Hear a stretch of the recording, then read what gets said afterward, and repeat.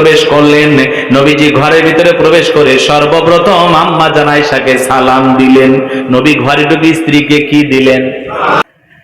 কষ্ট হচ্ছে আপনাদের? সম্মানিত ভাইরা আমার, দিল দিয়া কথাগুলো বোঝার চেষ্টা করবেন বাজান। নবীজি ঘরে ঢুকে স্ত্রীকে সালাম দিলেন। আপনি আমি যখন বাড়িতে প্রবেশ করি এই অভ্যাস কি আমাদের ভিতরে চালু আছে? ঘরে ঢুকে স্ত্রীকে সালাম দেওয়া এটা নবীজির সুন্নত। সুবহানাল্লাহ।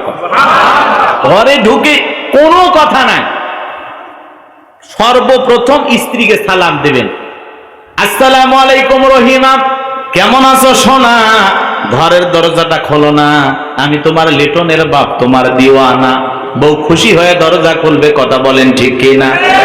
কিন্তু আপনার আমার ব্যবহার এত মিষ্টি না, সুন্দর না। ঘরে দরজা যা রাগান্বিত হয়ে ডাক দেয়, এ রুবেলের মা, এ দরজা খোল। বেশি দেরি হলে দরজা ভাঙ্গে ফেলে দিয়া আজ তোর পিঠের ওপর কি যে হবি রে,